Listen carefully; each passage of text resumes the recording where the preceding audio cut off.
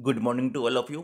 आप सभी का हमारे यूट्यूब चैनल एग्ज़ाम की में स्वागत है। तो हम लोग ने अब तक जितने टॉपिक कवर किए हैं उस टॉपिक के आज हम लोग ऑब्जेक्टिव क्वेश्चन देखने जा रहे हैं, जो कि हमारे competitive exam SSC JE, Rajasthan JE या फिर ईएस और गेट में आए हुए क्वेश्चन हैं। तो चलिए आज हम लोग अपना पहला क्वेश्चन स्टार्ट करते हैं। तो cross staff is an instrument use for. अब हमारा क्रॉस स्टाफ जो इंस्ट्रूमेंट है इसका यूज हम कहाँ करते हैं? Measuring approximate horizontal angles, setting out right angles, measuring bearing of the lines and none of the above. तो क्रॉस स्टाफ का यूज हम लोग अपने राइट एंगल, जब भी हम लोग चेन सर्वे से काम करते हैं तो हमें अगर सेटिंग करनी होती है राइट एंगल्स की तो हमें क्रॉस स्टाफ की जरूरत होती है। तो हमारा B option is correct. Next question है, which of the following is not use in measuring perpendicular offset. Perpendicular offset के लिए हमें कौन से इंस्ट्रूमेंट का यूज नहीं होता है? तो पहला option line ranger, steel tape, optical square, cross stuff. तो स्टील टेप भी यूज करते हैं, क्रॉस ऑप्टिकल स्क्वायर भी यूज करते हैं, क्रॉस स्टफ भी यूज करते हैं। केवल लाइन रेंजर का यूज हम लोग रेंजिंग में करते हैं, लाइन रेंजर का। तो ए ऑप्शन हमारा बिल्कुल सही हो जाएगा कि लाइन रेंजर इज अ ऐसा इंस्ट्रूमेंट होता है जिसका हम यूज नहीं करते हैं। Next, for a line A B the fore bearing of A B and back bearing of A B differ by 180 degree. Next कह रहा है the fore bearing of A B and back bearing of B A differ by 180 degree. Both A and B are correct, none is correct. तो जैसा कि हम जानते हैं कि fore bearing of A B and back bearing of A B differ करते हैं 180 degree से, क्योंकि हमें पता है कि क्या होता है back bearing equal to fore bearing plus minus 180 degree ना। तो इसलिए हमारा ए ऑप्शन करेक्ट हो जाएगा। The prismatic compass and surveyor compass give whole circle bearing WCB of a line and quadrantal bearing QB of a line respectively. Both give QB of a line and WCB of a line. QB means quadrantal bearing और WCB means whole circle bearing. C option both gives QB of a line and both give WCB of a line. तो इसमें हम जैसा कि जानते हैं कि prismatic compass में हम होल सर्किल बेयरिंग और सर्वे कंपास में क्वाड्रेंटल बेयरिंग को ही मेजर करते हैं। तो इसलिए ए ऑप्शन इज करेक्ट हो जाएगा हमारा। नेक्स्ट क्वेश्चन है, the horizontal angle between the true meridian and magnetic meridian at a place is called.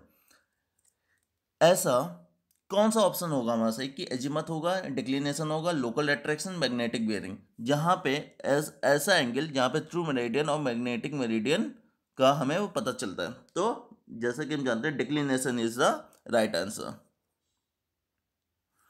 Next question, theodolite is an instrument use for. Theodolite का use हम कहाँ करते हैं? Tightening the Capstan, headed nuts of level tube, measurement of horizontal angles only, measurement of vertical angles only and measurement of both horizontal and vertical angle। तो हम जैसा कि जानते हैं कि थियोडोलाइट्स एक ऐसा इंस्ट्रूमेंट होता है जिससे हम हॉरिजॉन्टल एंगल भी मेजर कर लेते हैं और वर्टिकल एंगल को भी मेजर कर लेते हैं। तो इसलिए D option is correct. Next question है, size of theodolite is specified by. अब थियोडोलाइट का साइज हम कैसे स्पेसिफाई करते हैं? The length of telescope, telescope की लेंथ के द्वारा, डायमीटर ऑफ वर्टिकल साइकिल, तो वर्टिकल साइकिल के डायमीटर के द्वारा, या फिर diameter of lower plate, lower plate के डायमीटर पे या फिर अपर प्लेट के डायमीटर पे। जैसे कि हम जानते हैं कि थियोडोलाइट जो हम स्पेसिफाई करते हैं उसकी साइज वो हमारा क्या होता है लोअर प्लेट के डायमीटर पे डिपेंड करता है। तो C option is correct. Next question है, the adjustment of horizontal cross hair is required particularly when the instrument is used for leveling, prolonging a straight line, measurement of horizontal angle and all of the above। तो horizontal cross hair का use हम लोग कहाँ करते हैं? Levelling में ना। तो A option is correct. Next question है, a level line is a horizontal line, line parallel to the mean spheroidal surface of earth, line passing through the center of crosshair and the eyepiece, line passing through the objective lens and the eyepiece of a dumpy or tilting level. तो level line क्या होती है? Level line is the line parallel to the main spheroidal surface of earth. तो B option is correct. The rise and fall method of leveling provides a complete check on backside, intermediate side, fourth side, all of the above. Rise and fall method levelling का जो होता है वो क्या provide करता है? बताओ भाई, कंप्लीट चेक किसके लिए प्रोवाइड करता है?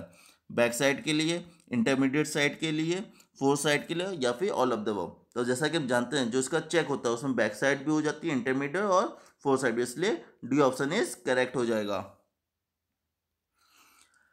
Height of instrument method of levelling is, height of instrument method levelling का वो क्या होता है? मोर एक्यूरेट होता है राइज एंड फॉल मेथड से, लेस एक्यूरेट होता है राइज एंड फॉल मेथड से, या क्विकर होता है, less tedious for large number of intermediate side, या फिर नन ऑफ द अबव। मतलब कि हाइट ऑफ इंस्ट्रूमेंट जो होता है हमारा क्विकर होता है, फटाफट हम लोग उससे करते हैं, और ये अगर इंटरमीडिएट साइड का लार्ज नंबर है तो वो हमारे लिए कम उबाऊ होता है, तो इसलिए हमारा सी ऑप्शन इज करेक्ट हो जाएगा। The difference between a level line and horizontal line is that A option is level line is a curved line while horizontal line is a straight line. B, level line is normal to plumb line while horizontal line may not be normal to plumb line at the tangent point to level line. C option is horizontal line is normal to plumb line while level line may not be normal to the plumb line. D, both are same.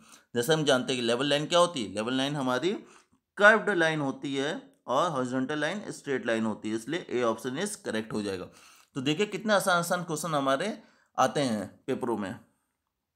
D, the sensitivity of A bubble tube can be increase by, जो bubble tube की sensitivity होती है वो कैसे increase हो सकती है? Increasing the diameter of the tube, decreasing the length of tube, increasing the viscosity of liquid, decreasing the radius of curvature of tube. जैसा कि हमने लास्ट वीडियो में एक वीडियो बनाया था बबल ट्यूब पे, उसकी सेंसिटिविटी पे, तो हमने क्या बताया था कि अगर हम ट्यूब के डायमीटर इंक्रीज कर देंगे तो हमारी सेंसिटिविटी भी क्या होगी? इंक्रीज हो जाती है। नेक्स्ट क्वेश्चन है, with the rise of temperature the sensitivity of bubble tube. अगर टेम्परेचर हम जैसे जैसे राइज करेंगे तो बबल ट्यूब की सेंसिटिविटी क्या होती है? बताइए। Decrease, increase, remains unaffected, none of the above. तो ये भी हमने बताया था कि अगर टेम्परेचर राइज होगा तो हमारी क्या होगी सेंसिटिविटी? वो धीरे धीरे डिक्रीज हो जाएगी। नेक्स्ट क्वेश्चन है, रिफ्रैक्शन करेक्शन। अब ए ऑप्शन क्या कह रहा है? Completely eliminates curvature correction, partially eliminates curvature correction, adds to the curvature correction, has no effect on curvature correction. तो रिफ्रैक्शन करेक्शन क्या होता है? पार्शली एलिमिनेट हो जाता है हमारा कर्वेचर करेक्शन, तो बी ऑप्शन इज करेक्ट। अगर आप लोग हमारे इस वीडियो को देख रहे हो और आप लोग हमारे चैनल पर नए हैं तो आप हमारे इस चैनल को सब्सक्राइब कर सकते हैं, अगर आपको ये वीडियो अच्छा लग रहा हो तो उसे आप लाइक भी कर सकते हैं। चलिए आते हैं नेक्स्ट क्वेश्चन पे। Dumpy level is most suitable when the instrument is to be shifted frequently, fly leveling is being done over long distance, many readings are to be taken from a single setting of the instrument, all of the above। तो dumpy level का use हम कब करते हैं? जब हमें many reading are to be taken from a single setting of the instrument, जब हमें कई सारी रीडिंग हमें लेनी होती है, तो इसलिए सी ऑप्शन इज करेक्ट हो जाएगा। नेक्स्ट क्वेश्चन कह रहा है, the type of surveying which requires lease office work. कौन सा ऐसा टाइप सर्वेइंग का टाइप है जिसमें हमें ऑफिस वर्क बहुत ही कम होता है? Tacheometry, trigonometric levelling, plane table surveying और थियोडोलाइट सर्वेइंग। जैसा कि हम जानते हैं कि प्लेन टेबल सर्वे हमें जो भी काम करना होता है वो फील्ड पे ही करना होता है, हमें ऑफिस वर्क बहुत ही कम होता है, इसलिए plane table surveying is the right answer. Intersection method of detailed plotting is most suitable for. जो हमारा प्लेन टेबल में इंटरसेक्शन मेथड होता है वो कब हम सुटेबल होता है? जब हम फॉरेस्ट पे होते हैं, अर्बन एरिया में, हिली एरियाज में, या फिर प्लेन्स में। तो जैसा कि हम जानते हैं जब हमें हिली एरियाज की सर्वे करना होता है तो हमें इंटरसेक्शन मेथड हमारा बेस्ट होता है। तो C is right answer. Next question है, detail plotting is generally done by. अगर डिटेल प्लॉटिंग करनी हो किसी भी एरिया की तो उसमें हम क्या कर सकते हैं? Radiation, traversing, resection, all of the above. तो radiation method is the best method ना, तो A is correct answer. 3 point problems can be solved by tracing paper method, Bessel's method, Lehmann's method, all of the above. तो 3 point problem को हम tracing से भी कर सकते हैं, बेसल से भी कर सकते हैं और लेहमान से भी कर सकते हैं, इसलिए D is the correct answer. The size of plane table is 750 mm into 900 mm, 600 mm into 750 mm, 450 mm into 600 mm, 300 mm into 450 mm। तो प्लेन साइज क्या होता है प्लेन टेबल का? 600 mm into 750 mm का साइज होता है। The instrument use for accurate centring in plane table survey. अब plane table सर्वे में जब हमें सेंटरिंग करनी होती है उसके लिए हम कौन सा इंस्ट्रूमेंट यूज करते हैं? स्प्लिट लेवल, एलिडेट, ये वाई नहीं होगा, ये वाई करेक्ट गलत आ गया है, alidade, plumbing fork, trough compass. तो जैसा कि हम जानते हैं कि जो प्लम्बिंग फॉर्क होता है उससे हम लोग सेंटरिंग करते हैं और स्प्लिट लेवल से लेवलिंग की जाती है, एलिडेट से हम लोग लाइन ऑफ एक्शन लेते हैं ना, ट्रफ कंपास हम लोग क्या करते हैं? ओरिएंटेशन करते हैं। तो इसलिए right answer is plumbing fork is the right answer. The 2-point problems and 3-point problems are method of resection, orientation, traversing, resection and orientation। तो हमने वीडियो में भी समझाया था कि जो 2-point प्रॉब्लम होती है और 3-point प्रॉब्लम वो क्या होती है? रिसेक्शन और ओरिएंटेशन। तो इसलिए D option is correct. Next question है subtense bar in an instrument use for levelling, measurement of horizontal distance in plain areas, measurement of horizontal distance in undulated area, measurement of angle. तो भाई बताओ subtends बार का use हम कहाँ करते हैं? जब हमारी अनड्यूलेटेड एरिया होता है, ऊपर खबड़ एरिया में हमें हॉरिजॉन्टल डिस्टेंस मेजरमेंट करना होता है, तो इसलिए सबटेंस बार का यूज किया जाता है, इसलिए C is right answer. Next question है the number of horizontal cross wires in stadia diaphragm is. तो कितने नंबर होते हैं? जैसे कि हम जानते हैं कि स्टेडिया डायफ्राम हमारा कुछ इस प्रकार का होता है गोल, इसमें 3 क्रॉस हेयर लगे होते हैं, तो इसलिए हमारा राइट आंसर क्या हो जाएगा इसका? हमारा राइट आंसर हो जाएगा इसमें C, C is the right answer, 3 is the right answer. Next question क्या कह रहा है for a tacheometer the additive और मल्टीप्लाइंग कांस्टेंट आर रेस्पेक्टिवली। तो एडिटिव कांस्टेंट होता है इसमें 0 और मल्टीप्लाइंग 100, तो इसलिए A option is correct. Next question है the process of determining the location of the instrument station by drawing resector from the location of the known station is called.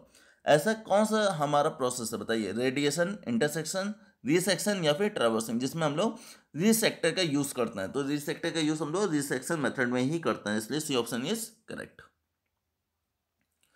Contour interval is, अब contour में आते हैं कि contour interval क्या होता है? The vertical distance between 2 consecutive contour, the horizontal distance between 2 consecutive contours, the vertical distance between 2 points on same contour, the horizontal distance between 2 points on same contour। तो इसका option क्या होगा? Contour interval क्या होता है? 2 vertical distance के बीच की दूरी होती है कंटूर में, तो A option is correct. A fix point of reference whose elevation is known is called. ऐसा फिक्स पॉइंट है रेफरेंस का जिसको हम किस नाम से पुकारते हैं भाई? Reduce level, benchmark station, change point या फिर स्टेशन। हमें पता है कि benchmark is the right answer. किसी भी नोन पॉइंट का हम क्या कहते हैं? उसको बेंचमार्क बोलते हैं।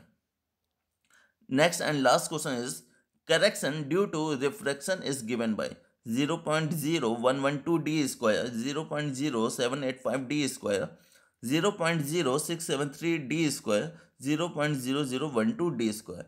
तो हम अगर करेक्शन रिफ्रैक्शन की बात करें तो इसका आंसर क्या होता है? क्या था निकल के? 0.0112 D square is the right answer, तो A is the right answer. तो इस प्रकार आज हम लोग 30 क्वेश्चन सर्वेइंग के कंप्लीट करते हैं। अगर गाइस आपको ये वीडियो अच्छा लगा हो तो इसे लाइक करें, शेयर करें और इस चैनल को सब्सक्राइब करें। जय हिंद।